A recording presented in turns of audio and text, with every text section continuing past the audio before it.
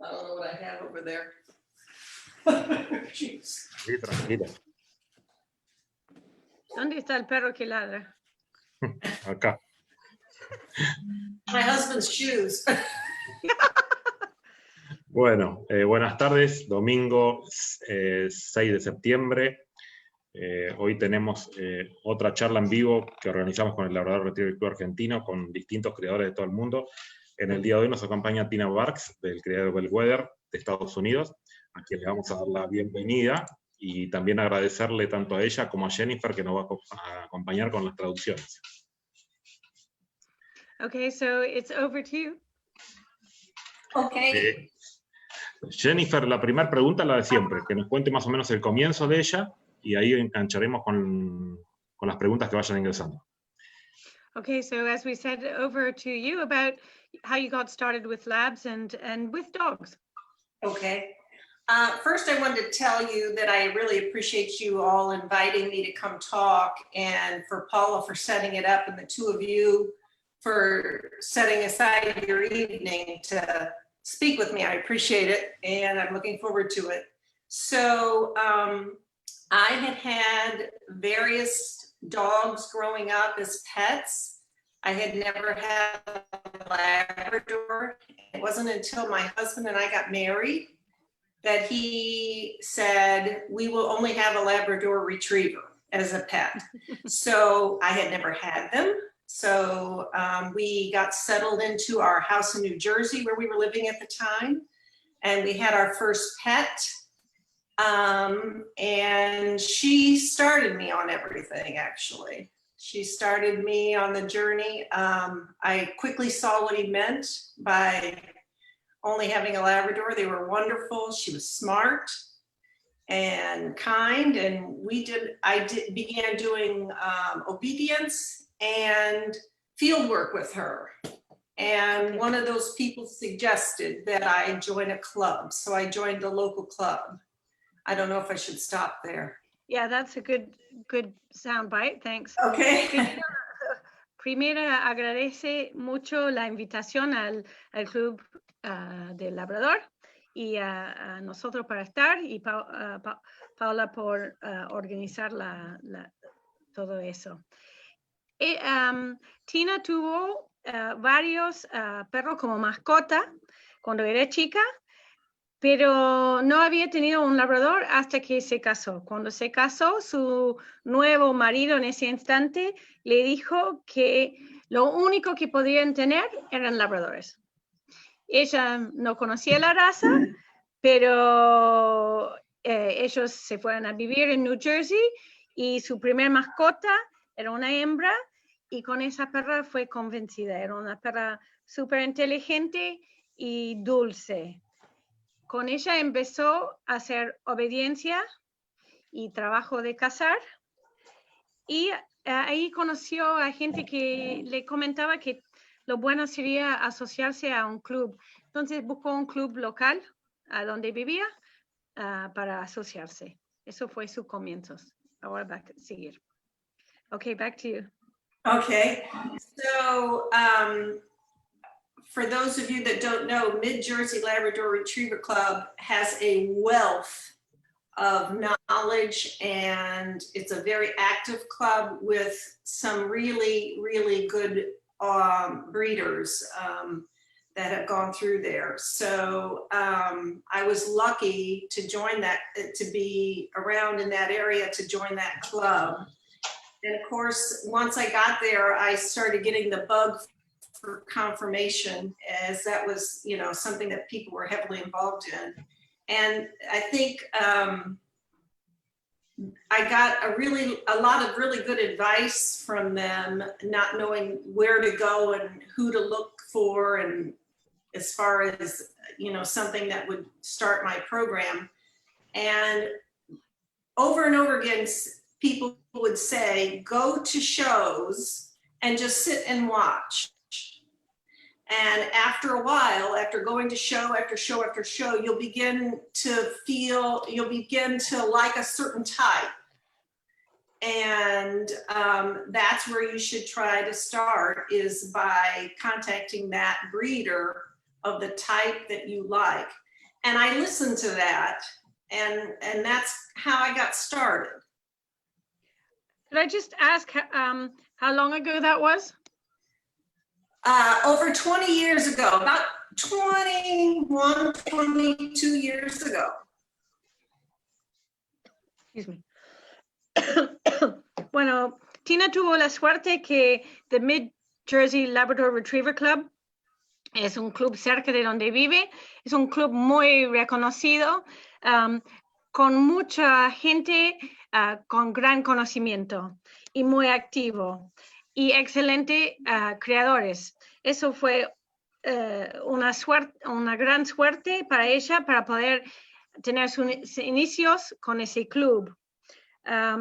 Y pasando tiempo con la gente ahí, obviamente empezó a ver exposiciones de belleza y de conformación y le empezó a interesar esa parte.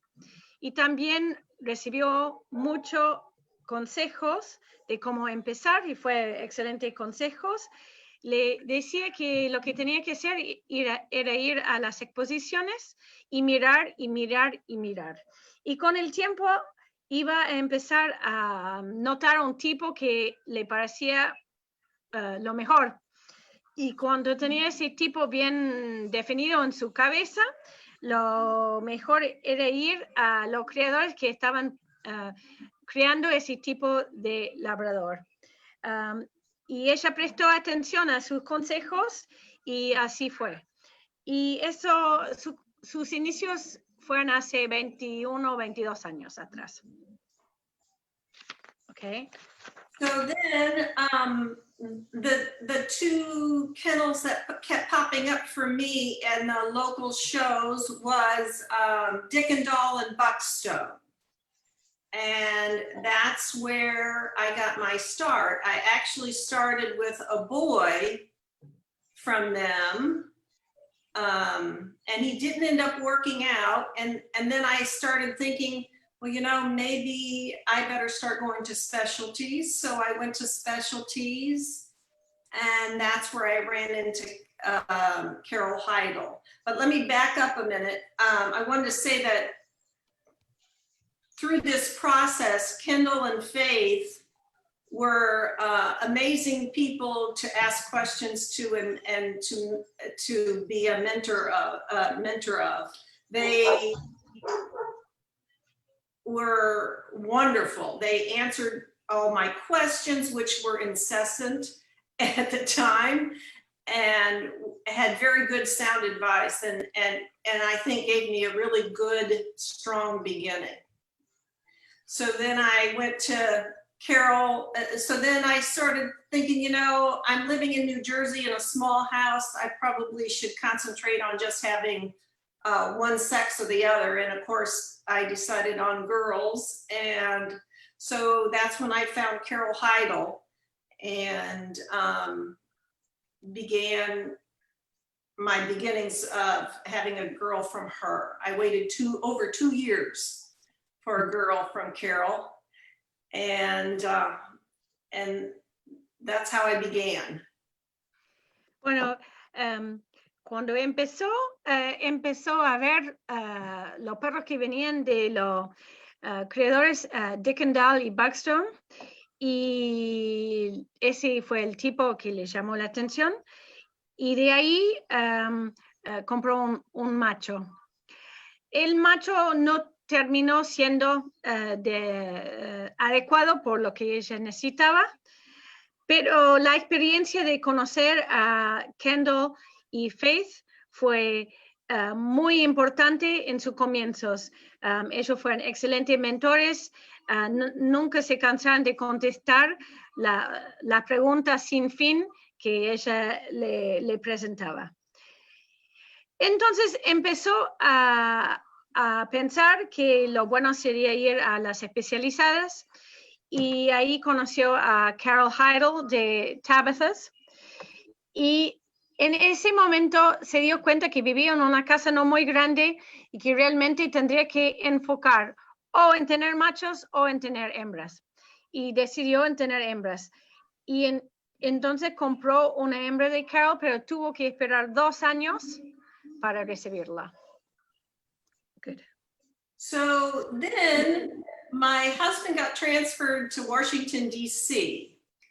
And that allowed us to be able to move to an area in Maryland that we were able to spread out a little bit. And that's where we are now.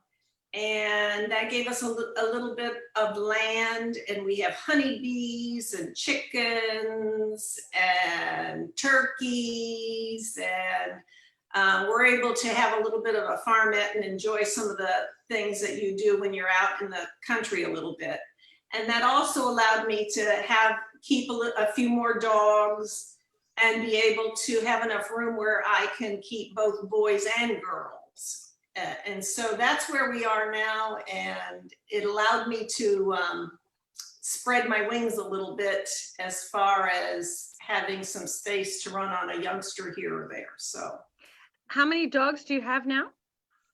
I keep in a range from 10 to 15 usually.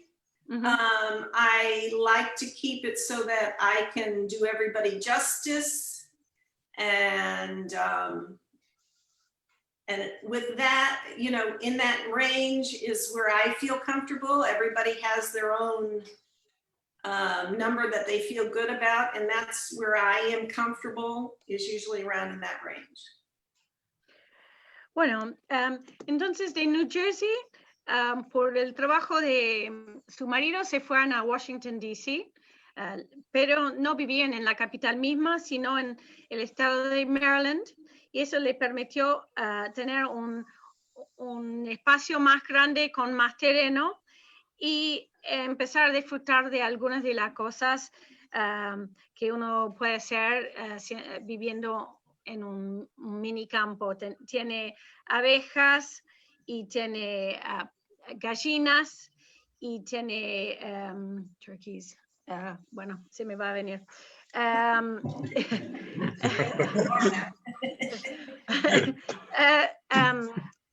Pavos, ahí está. Y no es que es muy grande, pero le permitió tener más perros también. Entonces, hoy en día ella tiene machos y hembras, no solamente las hembras con lo cual comenzó, y tienen entre 10 y 15 perros típicamente, que es un número con lo cual ella se siente cómodo y siente que ella puede dar lo necesario a cada uno de ellos. Dice que cada persona tiene su número de lo que puede manejar, y para ella es ese número. Okay. And that's pretty much up to where we are now. Y eso es donde están hoy en día. Bueno, vamos con la primera pregunta. A ver, dos en una, digamos. ¿Cuáles son los defectos que está viendo o que más le preocupan a la raza, y cuáles son las virtudes? ¿Y También cuáles son qué? La segunda parte. Las virtudes. So ¿Y cuáles son las virtudes que también está viendo? Just can do you judge the breed? I only do sweepstakes. I am not an AKC judge. No. Okay. So when you see the labs in your part of the country, I guess, basically right now, Mm-hmm. What are the defects in the breed, not in individual dogs, but that you see appearing in the breed, and what are the strong points in the breed? I think we have really good type in our Labradors. I haven't actually been current because of COVID, and I don't think anybody has, but before COVID began, and I was going to shows regularly as I used to do, that is the one thing that I feel that we have done a good job. And I also think we've done a really good job. Well, I haven't, but the chocolate breeders have really worked hard in making the chocolates much better specimens, which is nice to see in the ring.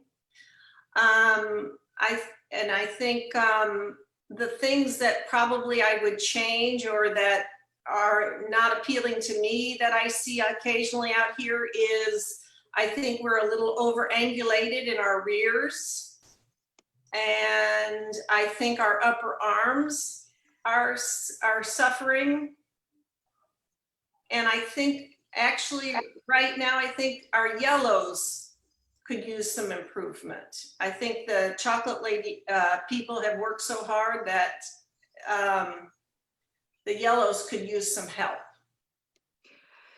Bueno, yo pregunté a Tina si ella era un juez de la casa y me dice que no, pero sí ha juzgado varias abiertas y ella también presenta mucho. Obviamente con coronavirus no está yendo a ninguna exposición como todos nosotros.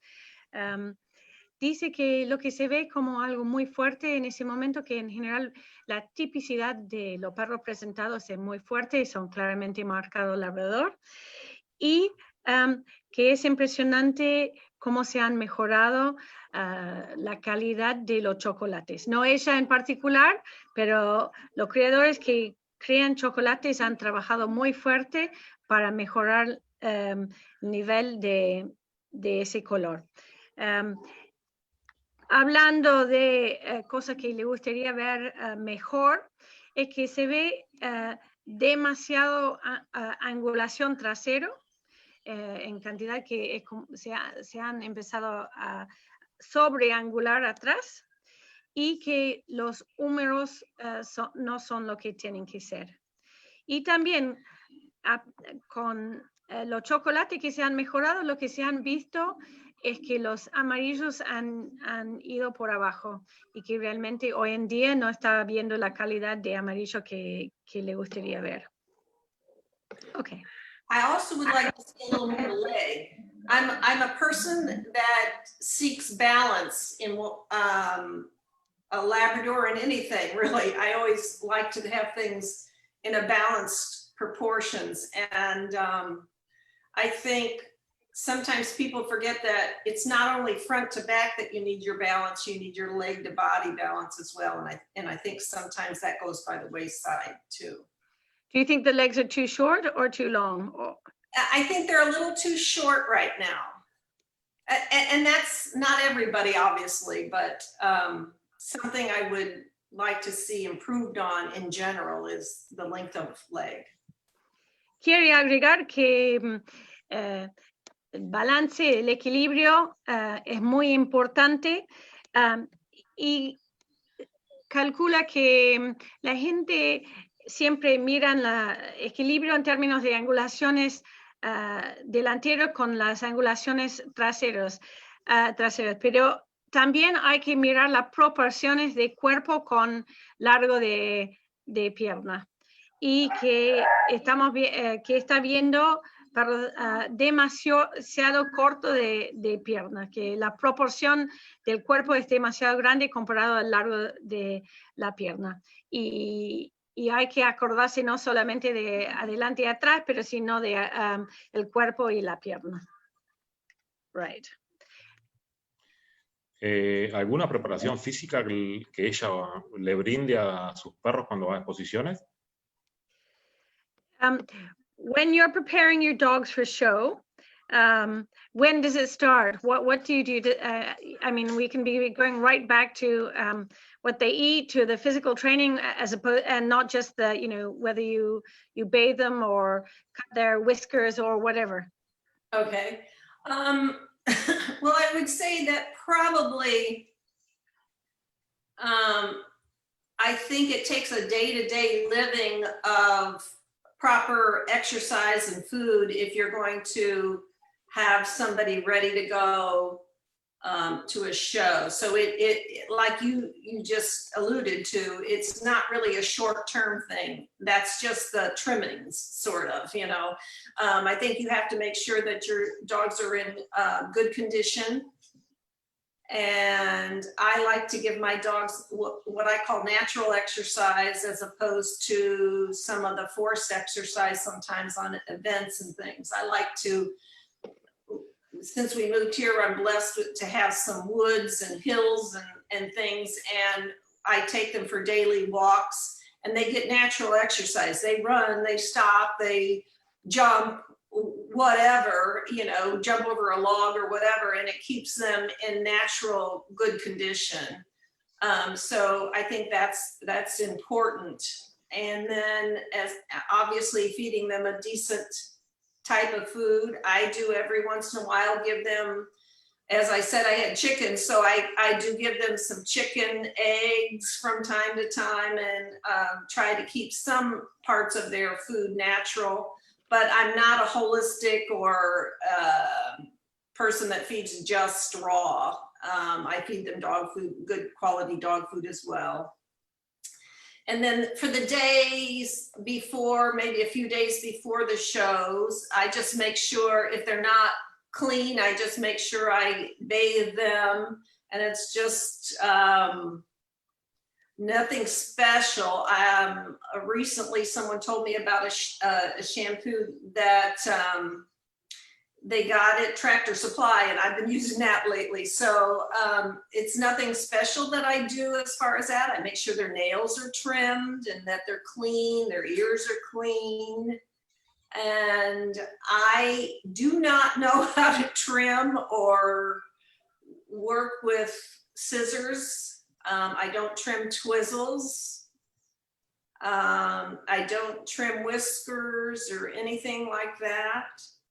I have for years, and for whatever reason, I don't know, nobody told me to do it, I just thought about it, is I always take a Ziploc bag full of towels and I wet them, and before I go in the ring, I wipe them down with the wet rag just to maybe get surface dirt and dust off, but that's really about it. I sometimes use the blue cleaner that they have that's waterless if they somehow got dirty playing in something in their X pins before the show or whatever, but that's about it. I think it's more of a long-term preparation. Thing. Yes, than the immediate. Okay. Bueno, en términos de preparar para un perro que va a ir a exposición, es algo que no está hecho al último momento. Es una preparación que viene de la vida diaria del perro con su ejercicio y su alimentación. El perro tiene que estar mantenido en buena condición para poder salir a la exposición. El ejercicio que ella usa es caminar con los perros dejándolos sueltos. No usa otra forma de ejercicio. Quiere que el perro pasa, le corre, salta, para, frena, mueve. Y eso es lo que ella llama ejercicio natural. Camina cerca de su propiedad, hay bosquecitos y montecitos, así que puede subir, bajar, entrar, salir. Y obviamente la alimentación tiene que ser buena. Ella no usa alimentos crudos solamente, sí usa un excelente alimento seco. También puede agregar huevos, como ella tiene gallina. Y después lo limpia como necesario. Unos días antes de una exposición, lo bañan, no usa un shampoo especial. Está usando uno ahora que alguien recomendó, pero no es algo fundamental que sea esa marca. Mantiene las uñas bien cortadas, las orejas limpias, pero no usa tijeras de ninguna manera, no sabe usarlo, ni saca la punta de la cola, ni los bigotes, ni nada. Lo que hace adicional a todo eso es llevar a exposiciones unos de esa bolsa reusable que se pueden cerrar con unos trapos mojados adentro que puedes sacar al último momento para sacar tierra o si se ensuciaran en la exposición. La preparación para un perro de exposición para ella es algo a largo plazo y todos los días. I did think of one thing to add, and that is training as far as youngsters and so on and so forth. I am not big on training. You might kind of see that from my dogs in the ring sometimes. But I do free bait them on occasion, and I do try to get them so that they will properly gait on a lead and things. But once they've learned, you know, and they're a little bit older, I really don't go back to them too often, other than maybe giving them a kibble here and there, special to just kind of practice up on occasion. But I'm not one, I think Labradors are comics, as you all know. And I think if you over practice and over dwell on things, you might be taking some of it away. So, you know, I think a stress-free, and I think that's part of also why I think it's so important to walk the dogs and give them time to just goof off, because I think they are comics and they do like to have a stress-less life. So I think all those things help in the ring to be, you know, to be wanting to show. Bueno, Tina dice que sí, hay que entrenar a los juveniles, a los jóvenes, pero no demasiado. Ella no considera, una vez que tiene un perro que sabe hacer baiting con la correa suelta, que puede caminar al paso correcto con su correa, ya está, no le gusta volver a insistir todo eso. Que los labradores son payasos. Y si uno sobreentrena, se puede llegar a sacar ese aspecto de su carácter en el momento en la pista, cuando vos querés verlo como payasos un poquito, lo que sea, que eso se muestra. Y no, por eso limite la cantidad de entrenamiento que hace. Okay. Now you have to be able to, the judge has to be able to examine the dog, and he has to be able to know what's going on. So it's not that, it's just that I think sometimes, you know, as an example, when you're first starting out, you want the dog to be perfect, and you really probably overdo it. And then as time goes by, you relax, and then so does the dog. Bueno, obviamente un juez necesita poder revisar un ejemplar, entonces el perro tiene que portarse suficientemente bien para eso, pero al comienzo capaz que uno sobreentrena el perro, sobrepreocupa y se pone ansiosa, y con el tiempo uno se relaja, y también el perro que está presentado con un handler relajado también se relaja en pista, y eso viene con experiencia. Acá Paula Inter me pregunta, buenas tardes Marcelo, Jennifer, Tina, un placer saludarlos. Tina, ¿nos podrías contar cómo ha logrado criar a esas hembras maravillosas como Tabú y entre otras? Tabú? Tabú. Okay, so we have a question here from Paula Imbert saying hello to all of us, but she wants to know how you managed to breed such beautiful bitches, and bitches like Taboo. I hope I've got the name right. You got the name right. Well, that's very kind of her for saying that. Gosh, I wish I had a formula.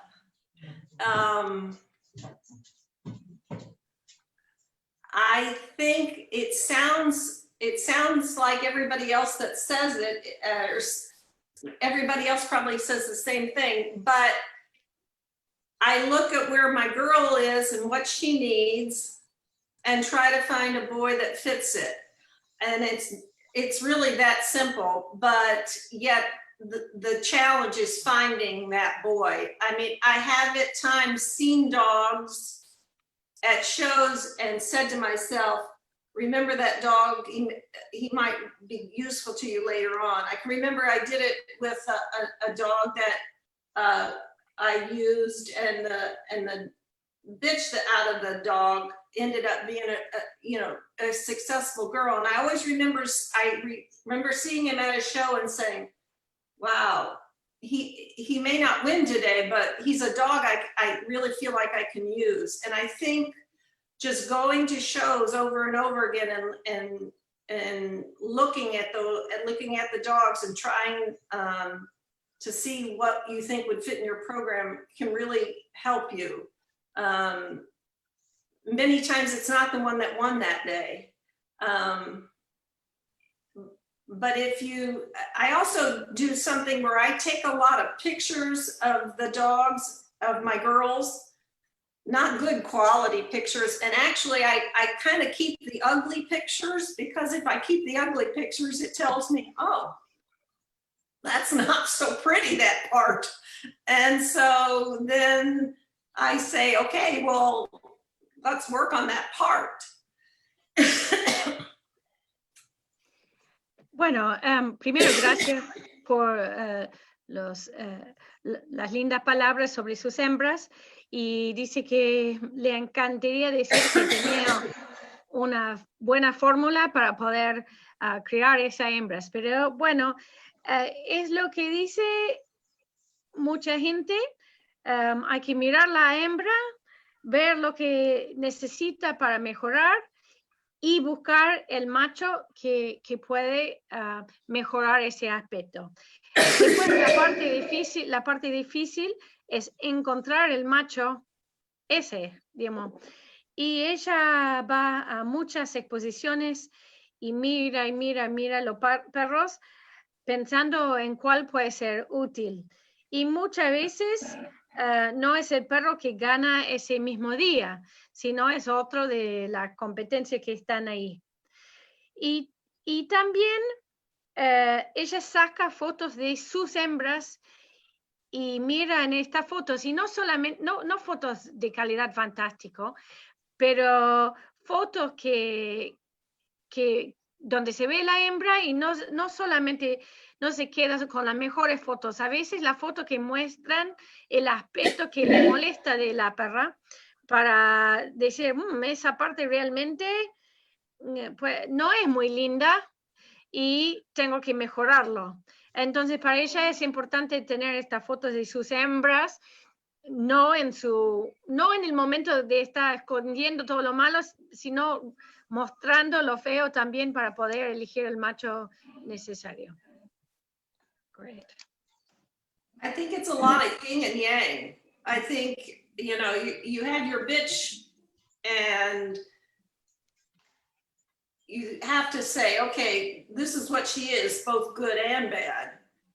And then what will be the yang? What will be the one that balances all those things that are good and bad out to what you want it to be? It's not easy though. No, and it doesn't always happen, does it? No, absolutely. There's a lot of fails, aren't there? Bueno, que es como el yin y el yang, buscando el complemento para tu hembra, buscando lo que lo va a equilibrar, lo bueno y lo malo, y no es fácil para nada, y hay muchas veces que falla. Digamos, no es una garantía, hay muchas veces que falla. Okay. A ver, Fernando Alonso dice, buenas noches desde España. Tina, ¿podrías definirnos su labrador ideal? So you have someone contacting us from Spain, Fernando Alonso, and he's asking if you could describe your ideal Labrador, please. Ooh.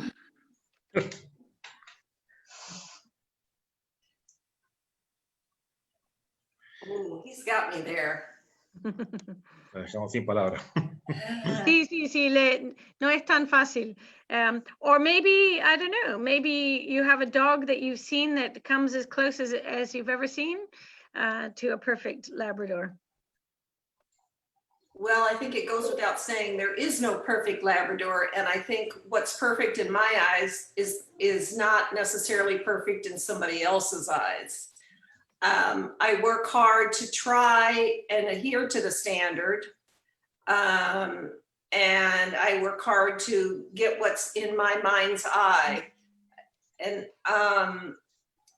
I think we touched on some of the things that I would change about some of the Labradors that I'm seeing right now, and that is I would like to see a dog with nice leg to body balance.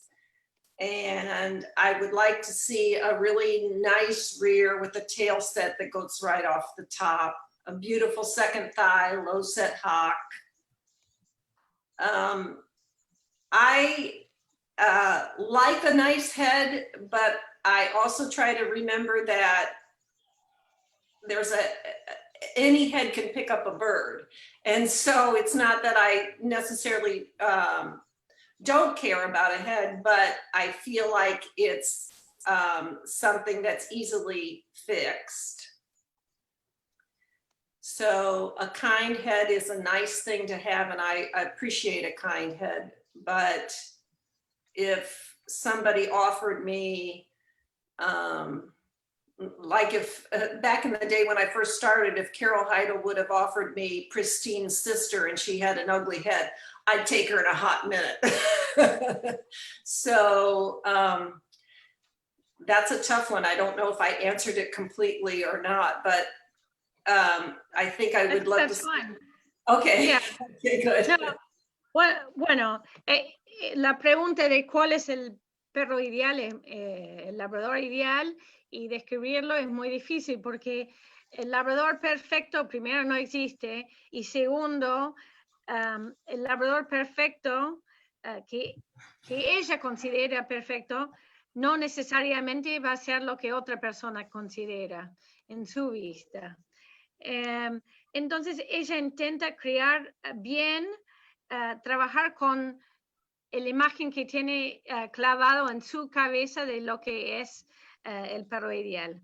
Le importa muchísimo, cosa que ya habíamos hablado, que hay un equilibrio entre el cuerpo y el largo de pierna, que tiene una buena angulación trasero, que la cola sale a nivel del cuerpo, que tiene un buen rodilla, que los correjones sean bien cortos, y quiere hablar sobre el tema de la cabeza. Ella cree que cualquier cabeza de labrador puede levantar su presa. Entonces, no es el punto más importante para ella. Puede apreciar una muy linda cabeza, pero se cree que eso puede ser fácilmente corregido. Sí le gusta una mirada dulce del perro, y ella dice que en sus comienzos, si Carol Heidel le había ofrecido una hermana de su mejor perra Christine en ese momento, y que esa perra había tenido una cabeza fea, lo habrá aceptado, pero así, sin dudas, porque no es la parte fundamental. Okay. Marcelo, ¿otra pregunta? Sí, bueno, Paula Inbert dice, bueno, ¿aconsejas a los entusiastas de la raza a ir especializadas para conocer las distintas líneas de crianza y conocer a los distintos criadores para recibir consejos y guías? Y la respuesta va a ser sí o no. Oh, you're panicking. I know I have to. No, sí. A ver, ¿me lo puedes repetir, por favor, sí. Marcelo? Paula nos pregunta si ella aconseja a los entusiastas de la raza a ir a las especializadas para conocer las distintas líneas de crianza y conocer a los distintos criadores para recibir consejos y guías. Sí. Okay, ahora entendí, perdón. Bueno, I think we're coming back to something that you mentioned before. Paula Imbert's asking if you would recommend to people to go to specialties and to talk to the different breeders of the different types of labs that are there, so they can get more understanding of each of these types, I guess. Yes. The thing that I would do first, though, that I was always advised to do, as I mentioned from Mid-Jersey, was I would go to several specialties and I would kind of zero in on the kind of Labrador that you feel meets the standard, but also is your personal likings, because we all have different trimmings on a dog that make them uniquely our own, I think, and develop over time, and that develops over time. But I would first figure out, you know, the ones that you feel are of interest to you, and then go seeking those. Sí, lo que comenta Tina es que sí, es excelente idea ir a las especializadas, pero ella no iría directo a la gente, sino primero tendría bien claro qué tipo de labrador en el ojo de uno mismo llega al estándar, pero también le llena el ojo, digamos, qué tipicidad le gusta a uno. Cuando se define eso y cuando se ven ejemplares que entran en esa categoría, ahí empezar a buscar los criadores que críen de esa manera, porque cada uno tiene un gusto, una interpretación un poquito distinto y eso puede desarrollar con el tiempo y entonces empezar a hablar con los criadores que crían de esa manera. JJ Polo pregunta, de una camada, ¿cuál elige para quedárselo y ser su futuro semental o reproductora? So when you have a litter on the ground, what do you use to choose whether you're going to keep one of the puppies either as a bitch to breed with or as a dog for stud? Well, the one lucky thing for me now that I'm here and have some space and acreage is that for me personally, I'm not having to worry too much about watching what I pick as far as, well, I should back up. I'm kind of messing that up a little bit in that I do not predetermine what I'm going to keep. I think lots of times people will say, oh, I really want to keep a black bitch out of this litter. Well, what happens if there's a yellow bitch that's the standout, or what happens if it's a black boy? I know that where you live may determine on whether you can keep a boy or a girl or both or whatever, but I never predetermine ahead of time what I want to keep. I simply keep what I feel is the best out of the litter. And do you always keep something? No. Okay. Sometimes it doesn't work, unfortunately. But you're always looking for something. Yes, absolutely. I will not breed a litter if I don't want to have something from it. Okay, great. Bueno, dice que tiene la suerte de tener espacio y poder mirar sus perros donde vive ahora. Y ella con una camada no decide antes lo que, digamos, no es que decide que va a quedar con algo especial. Por ejemplo, no es que dice yo quiero quedarme con una hembra negra de esta camada. ¿Qué pasa si hay una hembra amarilla mucho más lindo? O si es el macho que es el cachorro sobresaliente. Entonces, ella solamente decide quedándose con lo mejor de la camada. Y yo le pregunté si siempre queda con algo, me dijo que no aparece siempre, pero aclaró que solamente cría cuando está buscando algo, buscando quedarse con algo, no necesariamente qué, pero algo. Ok. Víctor Fanini me pregunta, Tina, sé que estuvo de visita en Kraft en el 2018, ¿qué diferencia ve en cuanto a los perros que se crían en los Estados Unidos? Okay, so I'm not 100% sure if you were, but I just checked. Were you at Crufts in 2018? Did you go to Crufts that year? Or did you go to Crufts in the last couple of years? Yes. Okay. I think it might have been 18. Well, and Victor Favini was saying, well, since you were at Crufts, what were the differences you saw between the Labradors in the UK compared to the Labradors that you see on the east coast of the United States or in the United States in general? That's a tough one, only because when you go to Crufts, now it's all of Europe that come there, and it's not just the English dogs. So it's really difficult to say. I think I interpreted that question by saying English dogs, but I suppose it was the dogs you saw in England is the honest fact. But yes, it's a good point you make that all of Europe now shows at crafts because they don't have to do quarantine to get the dogs in. Right. Yeah. And so, I think there are differences between the two countries, between the dogs that you see at crafts and the dogs that you see in England. But I think they're just that differences. I think they didn't start and get founded and begin developing in England for, without a good reason. They know what they're doing there. and I think they have some really, really lovely Labradors. Okay. Bueno, yo le pregunté si había ido en 2018 a Crafts, y bueno, sí, seguro en los últimos años ella se había ido.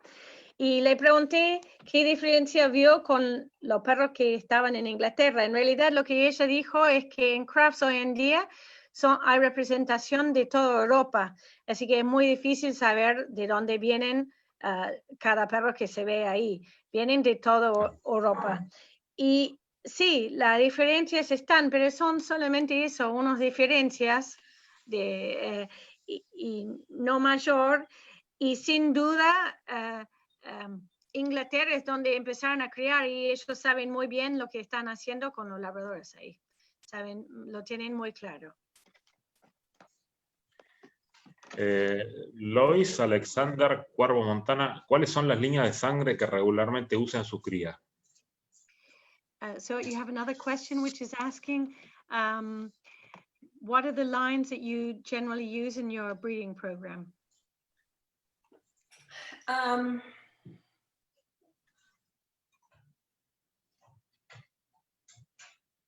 I think when I first started out, I had Carol Heidels of Tabitha Labradors, and really, I generally line breed, but on occasion I outcross, and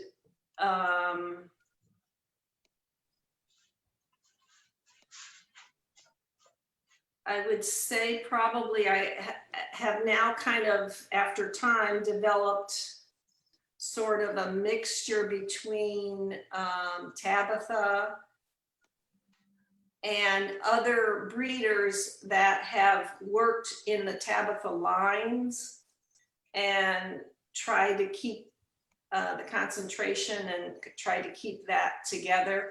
Every once in a while I go totally out, and I work really hard when I do that to try, and don't sleep most nights when I have a girl in season that I can't figure out who her next husband should be, because it's, a lot of work. You have to figure out, okay, if I'm going to go out, who has the qualities I'm looking for and who is producing the qualities I'm looking for. And that is a difficult job, as we all know.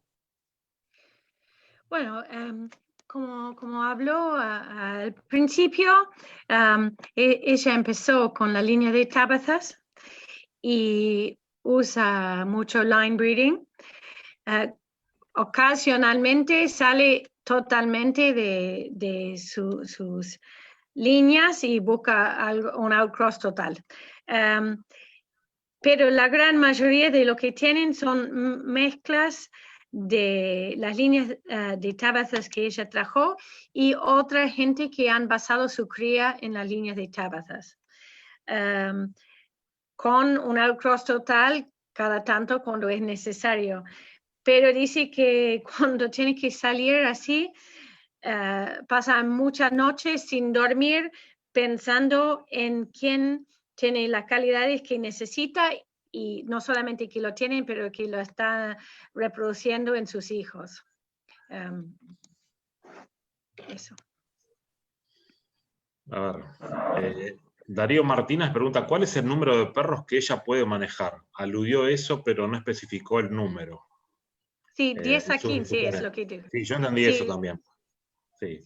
sí, dijo que él está cómodo con 10 a 15 perros. I just was answering the question directly because it was one that you already answered, asking how many dogs do you feel comfortable with at your kennel? And if I remember correctly, it was between 10 and 15 dogs. Is that right? Okay, sí, así es. The older I get, the lower it gets. Con los años son menos. A ver, sí. Alejandro García Brenes, desde Costa Rica. ¿Cómo maneja la presión de selección al escoger cachorros en las camadas? ¿Cuántos recomienda conservar de cada camada? ¿Me lo puede repetir? Perdón. Sí. Sí, Alejandro García Brenes desde Costa Rica. Costa ¿Cómo Rica, maneja sí. la presión de selección al escoger cachorros de las camadas? ¿Y cuánto recomienda conservar de cada una? So you have a question coming in from Costa Rica, which touches on something that you were talking about before. It's how do you manage the pressure of selecting from your litters, and how many puppies do you recommend that people should keep back from each litter? I think that's, as far as keeping, how many do I keep or how many do I recommend people keep? I think that's kind of as individual as the person is, really. And what you have room and energy and, can handle, because, I'm home 24/7, especially now with COVID. My husband's retired, so we have lots of time to dedicate to the dogs and spend a lot of our day with them. I think we spend more than most people, probably. I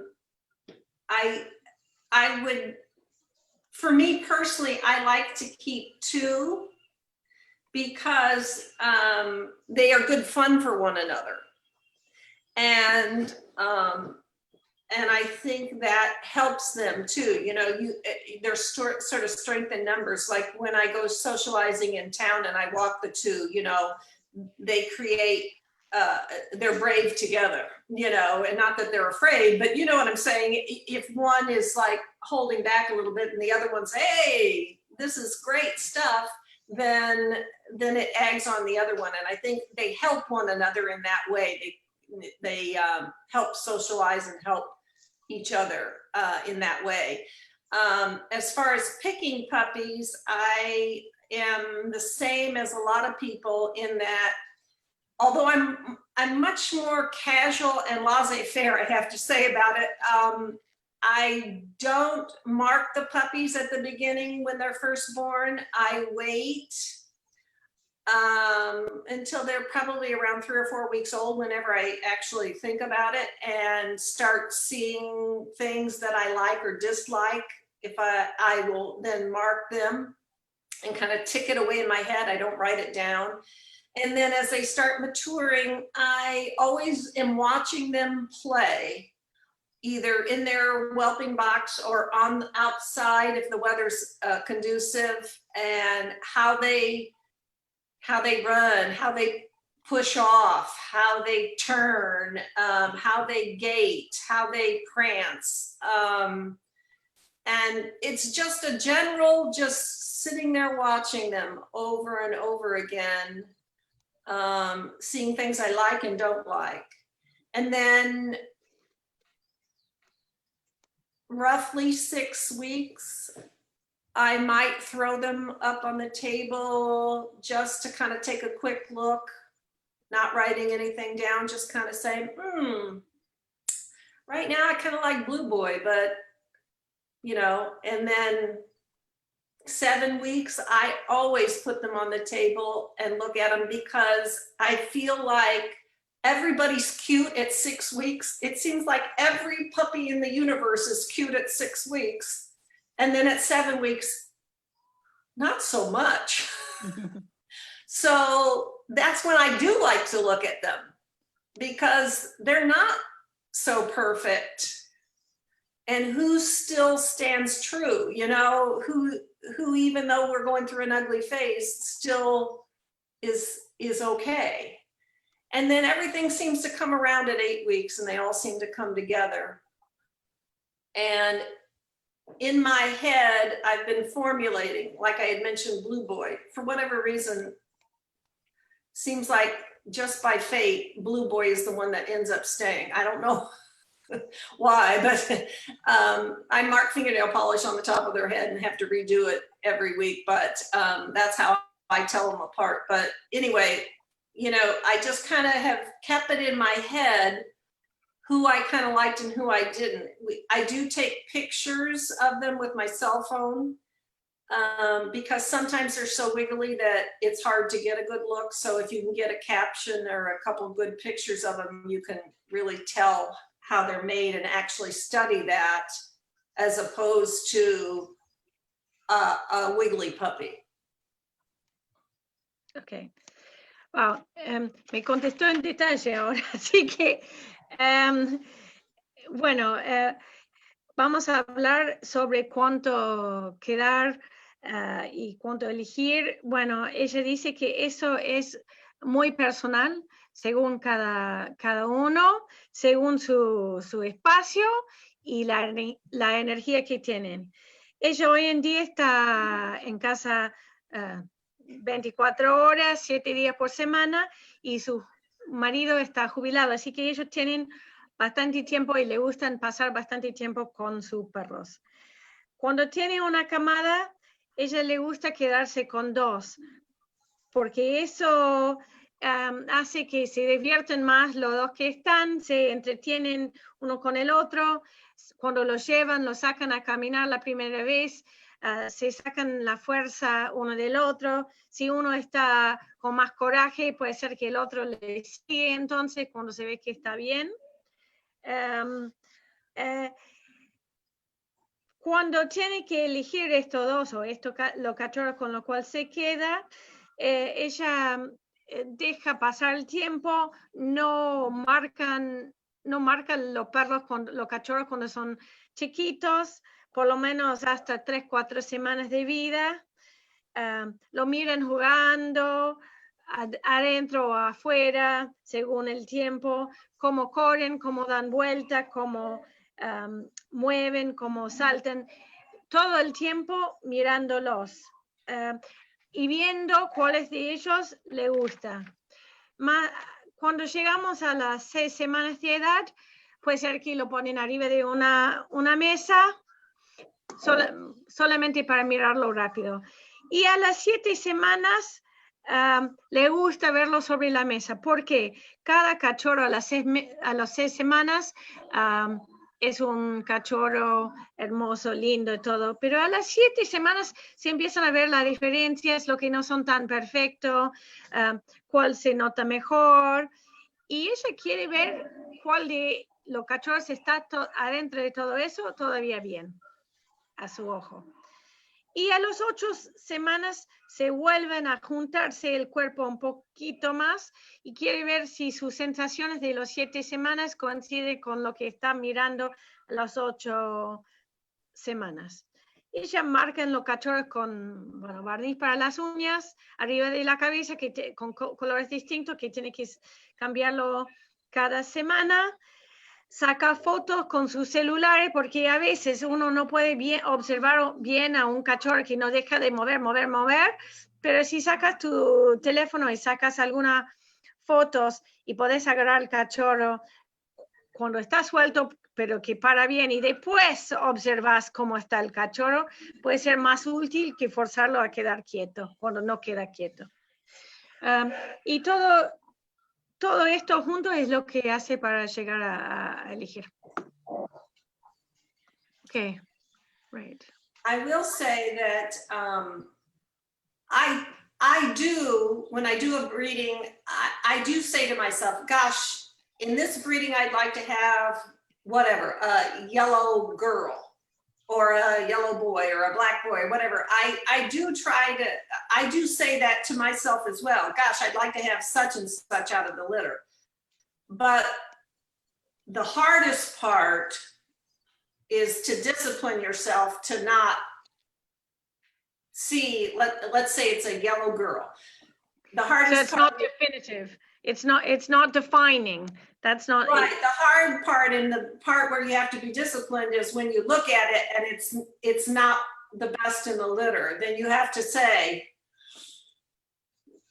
I have to go on. I have to take what has been given me as far as the quality in the litter. And that's not easy. No. Dice que cuando cruzan dos perros, sí, dice, bueno, sí, ponete, ella dice a ella misma, lo que me gustaría de esta camada es una hembra amarilla, pero, y lo que es muy difícil es que si la calidad no está ahí en esa hembra amarilla, dejar la amarilla al lado y buscar dónde está la calidad, porque si no está, no está, digamos.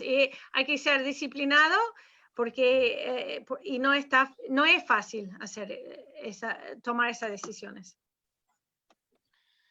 A ver, hay una pregunta de Stephanie Werhalfark. La traducción mía es malísima, pero supongo que es alguna señora de Estados Unidos que nos pregunta. Tuve que traducir la pregunta, pero cuando está haciendo un outcross, ¿cómo determina qué cruzamiento? Cuando está haciendo un outcross, ¿cómo determina qué cruzamiento en el pedigree es bueno para su línea? Si no usó esta línea antes, ¿qué lo determina para elegir el outcross? So, if you're doing an outcross, Tina, how do you know that that dog is going to be good for your lines? How do you know that it's going to give you what you need from its pedigree? What do you do? I don't know for sure. You know, obviously, it's taking a risk because it's not something that I know or have knowledge of the pedigree necessarily. So you have to really do your homework. You have to look and see what that dog is producing, what his mom and dad are producing. And if you like what's in the pedigree, if there are dogs that you can go back to, you know, that's the wonderful thing about the internet now is you can almost always find pictures and at least some kind of detail about those dogs, be it either the person's website or, you know, things that you can look up in OFA or whatever. So you can look for soundness in the pedigree, you could look for quality of the pedigree, and you can look for what it is you want to fix. If you want to fix a top line and that boy has a fabulous top line, is it a fluke or is it in his prodigy and other things in his background? Bueno, justamente uno no sabe, digamos, uno no sabe. Hay que hacer los deberes, hay que ver lo que está produciendo, hay que ver lo que están produciendo sus padres, hay que ver, digamos, en sus familias. Y lo bueno del internet es que hoy en día uno puede encontrar fotos de muchos de estos perros, casi siempre. Se puede seguir a ver si tienen sanidad, su resultado de OFA o de calidad, según lo que uno está buscando. Por ejemplo, si uno quiere mejorar una línea superior y el perro tiene un flor de línea superior, hay que ver si él es el único en su línea que lo tienen o si es una casualidad que lo tiene o si realmente es algo fijo en sus líneas. And the best place is to go to a show and find either him or his dad or his parents, and that's golden, right? Because then you have it right there in front of you. But if you don't have that luxury, if he's on the other side of the world or other side of the country, you know, you have to do the best you can. Lo ideal es ir a verlo en persona y sus hijos o sus padres, pero muchas veces por distancia, el perro está del otro lado del país, por ejemplo, no es posible, pero eso es lo ideal, es verlos en persona.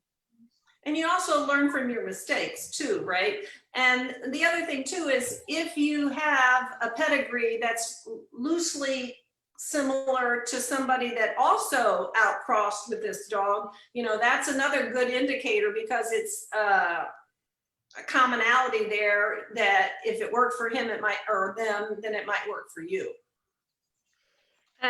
Bueno, y hay que aprender de los errores también, como todo. Y hay que ver si uno tiene la suerte también que alguien que tiene líneas parecidas a los tuyos ha hecho una outcross con ese mismo perro y qué ha resultado ahí. Así que, bueno, volvemos a investigar, me parece siempre.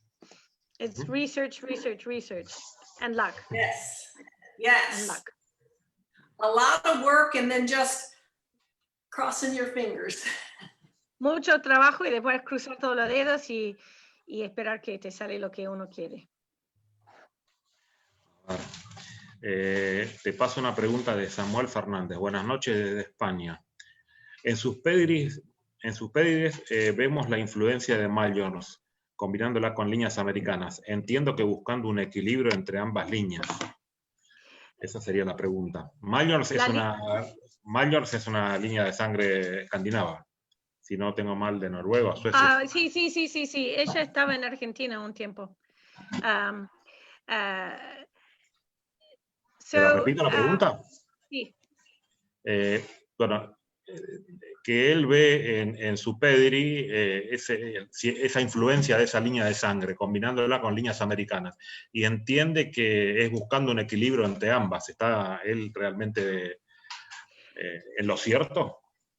So someone who's writing from Spain has said that he sees a lot of Mallards in your lines, and wondered, it seems that you have a lot of combination of that line with American lines. And can you talk a bit about that? Has that been looking for a balance between the two, or what were you looking for there? I don't know necessarily what he or she means. I do have a girl of heavy Mallards breeding. I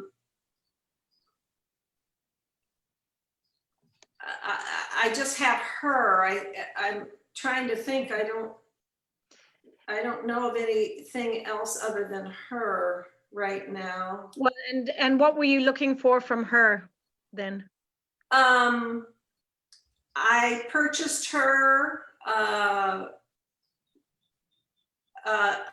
because someone was interested in placing her due to family changes, and I saw her and I thought she was a super bitch and that she could help my breeding program. I try, now that I've kind of gotten, it's hard to explain, I guess, I've kind of gotten I'm happy in where I am right now with my girls and my boys. And so I think maybe it might be a good time to bring in. Yeah. Okay. Bueno, según lo que and similar type, yeah. Según lo que me cuenta, ella se cree que tiene solamente una perra que es de crianza Mallards. Esta perra llegó a ella por razones de otro criador que tuvo cambios en su familia, y que es una hembra espectacular, de una tipicidad similar a lo que ella ya tiene, y que su criadero está en el momento que ella está bien con todo lo que tienen, y es un momento en lo cual le gusta traer algo externo, pero con tipicidad parecido a lo que ella ya tiene. I like to, on occasion when I do bring a dog in, be it girl or boy, I like to bring things in and live with them, to know them inside out, so that I know how they can help me in my program. I think it's a real luxury to have somebody here on site that is an outcross or a total outcross, that I know by living with it that it's going to help my program. Ella le gusta cuando trae, siendo hembra o macho, un perro, un outcross a su criadero, convivir con ellos para que lo conoce completamente y sabe con claridad que tienen lo que necesitan para sus líneas. Y realmente dice que es un lujo poder tenerlo un tiempo viviendo con ella en vez de solamente hacer un servicio con un macho de afuera. Digamos, eso le da una imagen más completo de lo que es el animal. Okay. Alejandro García Brenes, bueno, desde Costa Rica, ¿qué tan grave considera la falta de dientes en hembras y machos? ¿Por qué se da y cómo evitarlo? Bueno, eso no, pero básicamente la primera pregunta es esa. So another question from Costa Rica is, how important do you think missing dentition is? For me personally, in my program, it's really, I mean, I don't, you know, it's not really that important to me.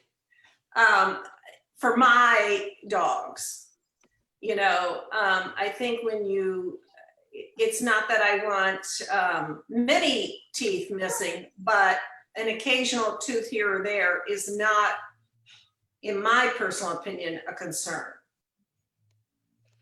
Dice que en su programa, para sus perros, un diente faltante o dos no es de suma importancia.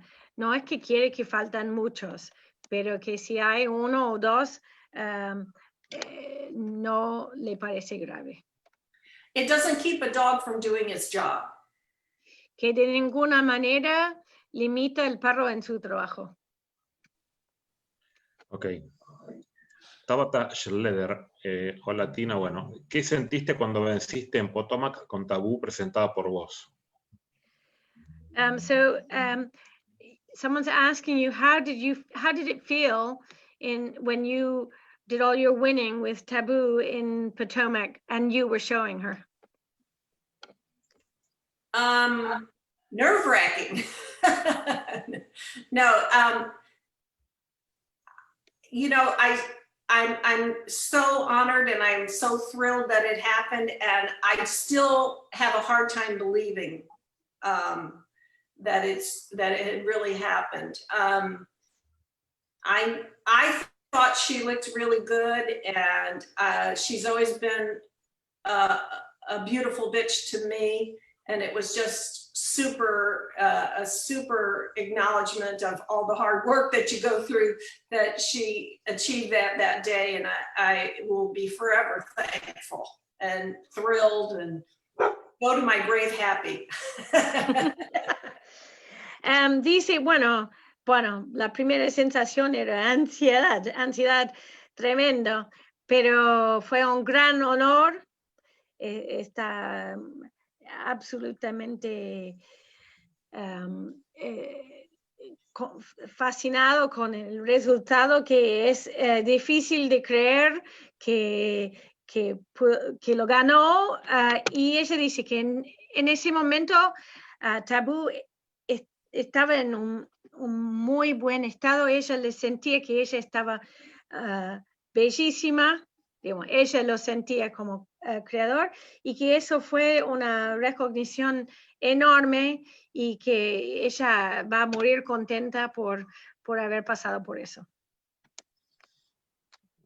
Aparte de, bueno, ¿le da algún tipo de suplemento especial? Sabemos que por la pregunta venía con el tema de cómo que alimentaba, ya lo había dicho que ella alimentaba, usaba balanceado, pero aparte ¿le da algún suplemento especial? Tina, when you're feeding your dogs, changing tack completely here, and we know that you feed them dog food and occasionally eggs, but do you add any supplement? No. Okay. That's very quick. No, ningún suplemento. Pablo Guillaumet, hola Tina, ¿qué preparación les das a las hembras para las que van a entrar en trabajo de gestación, ¿no? Para la cría. So if you have a bitch you're going to be breeding, do you do anything special for her before you breed her or running up to that time? I wanted to back up 1 minute. Right. I just was thinking as you said that, I mean, I do give the dogs glucosamine chondroitin to the ones before they're 2. Yep. And then once they have their final OFAs, they don't get anything. Mm-hmm. So sorry about that. That, I kind of, but Okay. I guess on a regular basis, that's the only thing that I give them. So, Bueno, volviendo por atrás primero, se acordó en el instante que hacemos la otra pregunta, que sí, hasta los 2 años sí le da glucosamina, el condroitín de glucosamina, pero solamente hasta los 2 años. Y es lo único que ella agrega a una comida típico. So you asked me about the girls in whelp, getting ready to have puppies. I mean, it can be from, before you even breed them. I don't know if you do anything in that run up. Before I breed them, I don't change anything.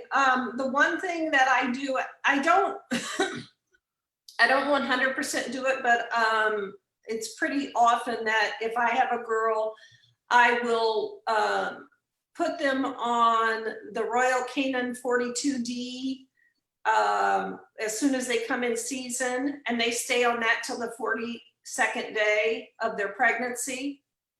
And then I switch them to a puppy food, which that lasts them pretty much till the 2 weeks, generally 2 weeks before they're due to have their puppies. And I will then put them on puppy food the last 2 weeks.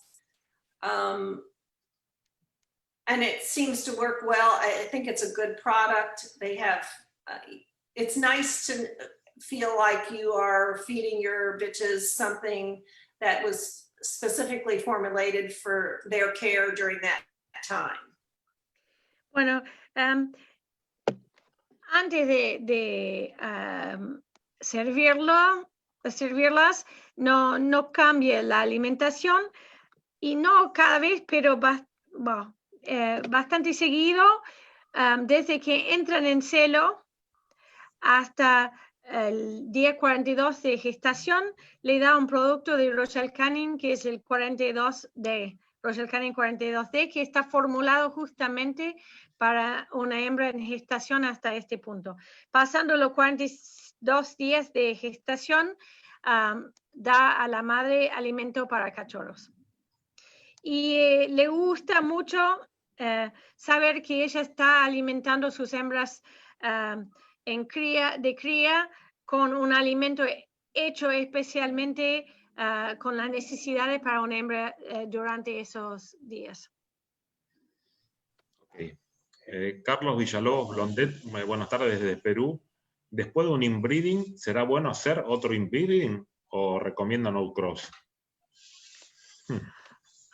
Wow. So first of all, do you use inbreeding at all? No. Bueno, and I'll come back to you. Primero le pregunté si hacía inbreeding. Y me dice que no hacía inbreeding. Okay. Digamos, the question that was made was if you do an inbreeding, should you do another inbreeding or should you do a total outcross? Which is why I came back and asked you first of all if you do inbreedings, because that sort of answers the first question. Yeah, one precedes the other. See, so you don't feel comfortable doing inbreedings at all? Or you haven't? I haven't, I guess it's something that my mind never went to necessarily. I just feel like it's always good to have gene diversity. I feel like I have some really pretty girls that I would like to clone if I was, and that would be probably the closest to cloning that I could get, but I don't know. I just haven't done it.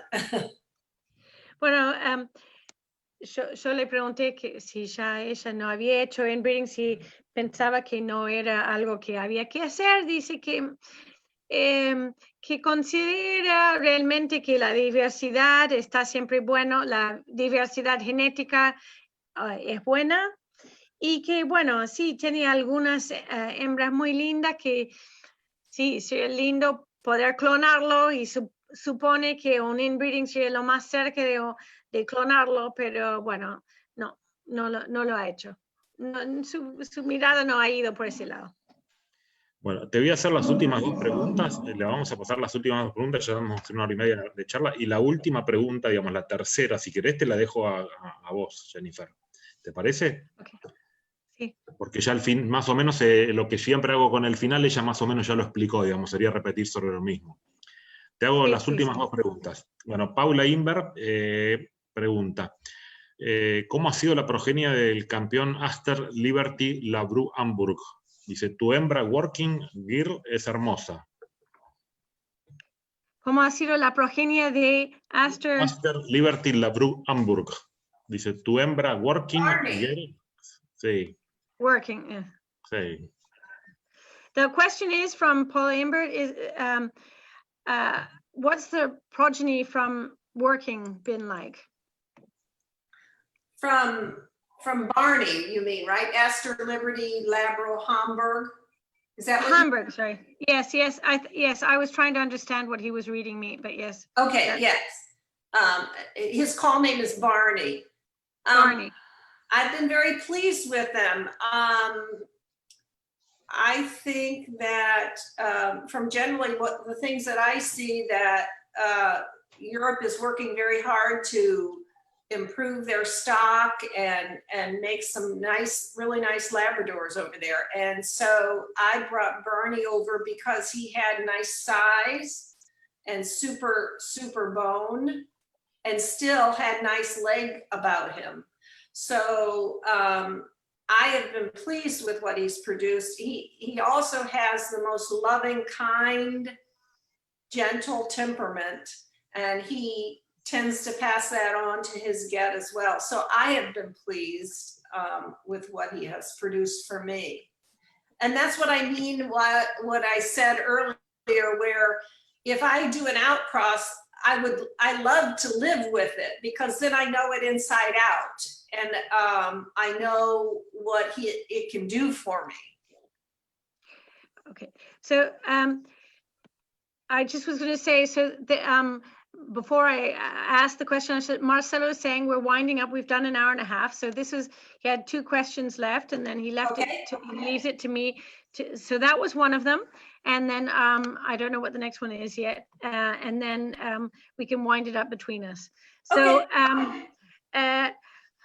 según la pregunta, y perdón que yo no escuché muy bien el nombre completo del perro, pero el nombre de pila es Barney, que es un perro que Tina trajo de Europa.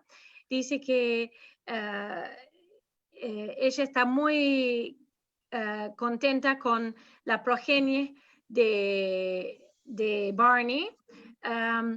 Él tiene un excelente tamaño, muy lindo hueso, y con todo eso un largo de pierna muy bien, algo que ella ha tocado mucho en su charla, y que tiene el temperamento dulce, amoroso, y todo eso lo transmite a sus hijos. Y esto va también con lo que dice, que le encanta que si hace un outcross, que tiene el perro con ella misma viviendo, para poder realmente comprender el perro completo, y le importa mucho, y Barney es un ejemplo de eso, y se ha resultado muy bien su cría. Yo ya le expliqué que hay una pregunta más, y después yo le voy a hacer la última pregunta, así que pásame la próxima. Te doy la última, Julio Seunic, de Tandil, de Namur Labs. ¿En la adultez deja ir a sus perros a casa de familia para poder generar un recambio generacional? Perdón, repetime lo que dijo Julio, si escuché. En la adultez, en la adultez, ¿ella deja ir a sus perros a casa de familia para poder generar un recambio generacional? Right. So there's a breeder here from Argentina, from Tandil, who asks, when your dogs are adults, do you ever place them with families so that you can have turnover within your kennel of other breeding dogs? Yes. Really, probably something that we didn't talk on was I donate heavily to service organizations. And so I very rarely anymore sell Labradors to the public. I generally will donate them to service organizations. I had 2 handicapped daughters, and I feel like it's a good way for me to try and help that population by helping them have good service dogs. So that's where I place a great deal of my dogs. The older ones, I sometimes will put in pet homes, absolutely. I am just like everybody else and have soft spots for some special ones. So some of them are old age pensioners here at the house. Bueno, sí. Ella a veces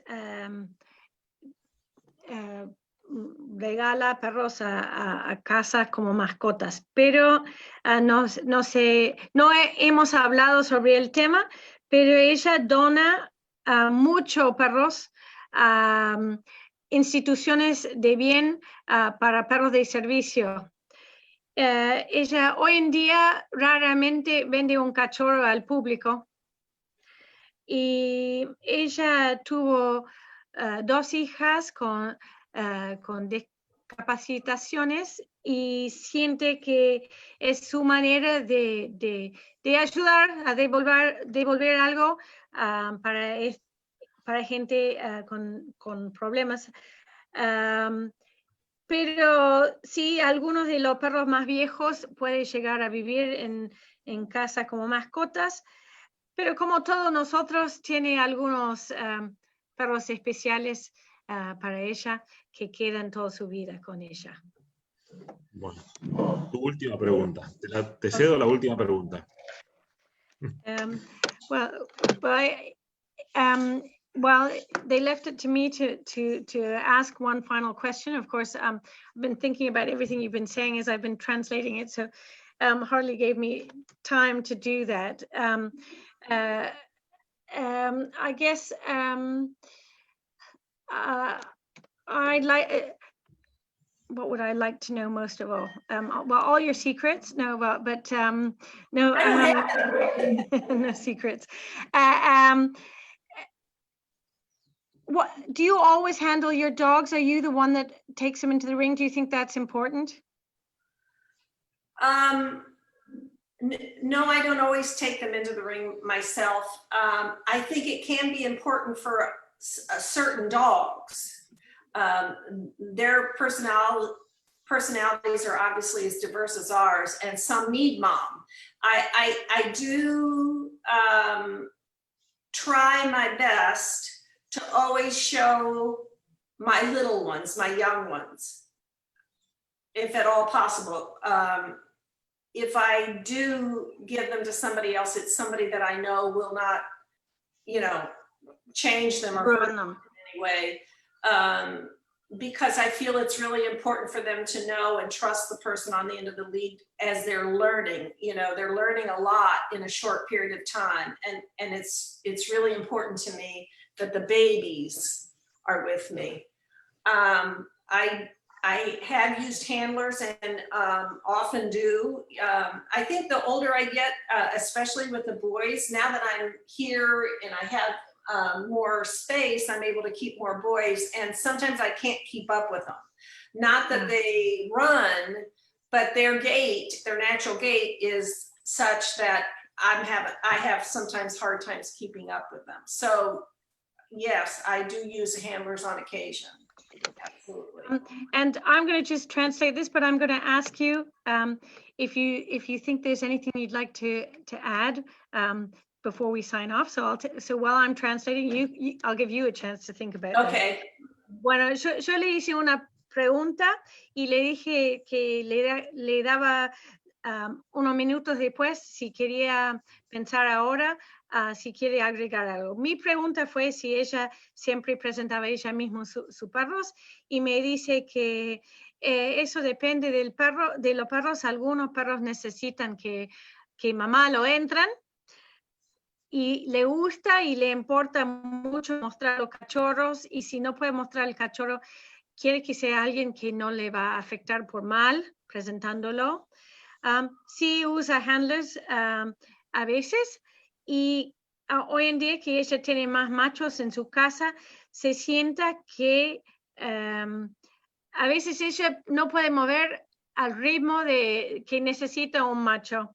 Entonces ahí quiere que lo presente un handler para presentarlo mejor. Ahora lo vuelvo a ella a ver lo que tiene para agregar. Okay, go ahead. Okay.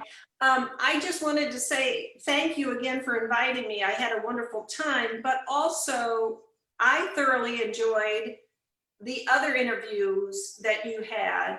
I think that there are so many different ways to see this and what we do, and that we can all benefit from learning and watching and listening to other breeders, because sometimes, you know, something that they say just might tick something in our head that will be of help to us later on in our breeding program. And I also think that it's important to never stop trying to learn about the Labrador in whole. There is no end. We talked about this before. There is no end to what you can learn and what you can delve into, if it's reproduction or if it's hereditary or if it's color coats or harsh coats, or there is no end. And I think that's what keeps me going. And I know that I learned a lot from the interviews, and I just want you to keep going. I applaud your effort, and I thank you so much for having me and conducting all the interviews. They've been super. That's a lovely thing to say. I think though Marcelo, when he hears the translation, will be delighted. It's true. Marcelo, te vas a encantar escuchar eso. Primero agradece la invitación para poder hablar, pero quiere decir que ella ha disfrutado de todas las entrevistas que hemos hecho. Lo que están en inglés, que ella puede entender.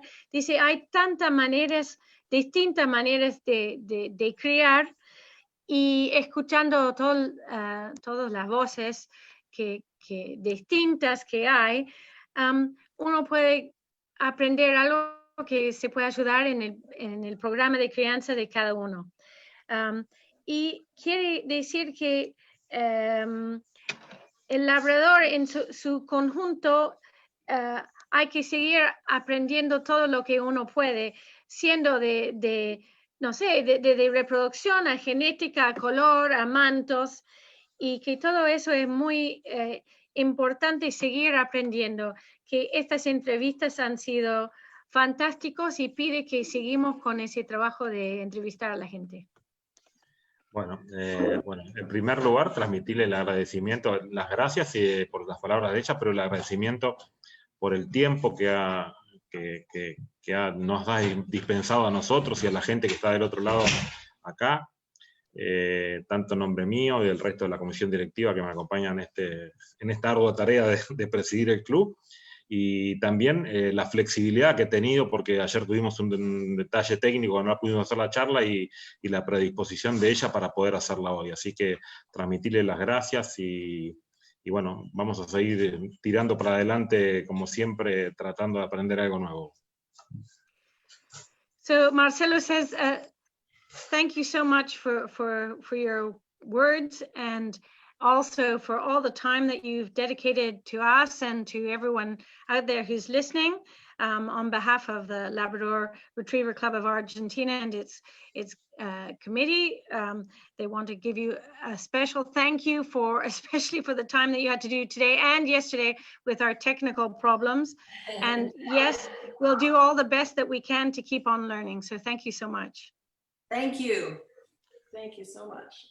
Gracias, Tina. Bye, bye. Thank you. Chao, Thank you, chao. Tina. Bye. Bye. Bye. Chao, Jennifer, gracias. Bye.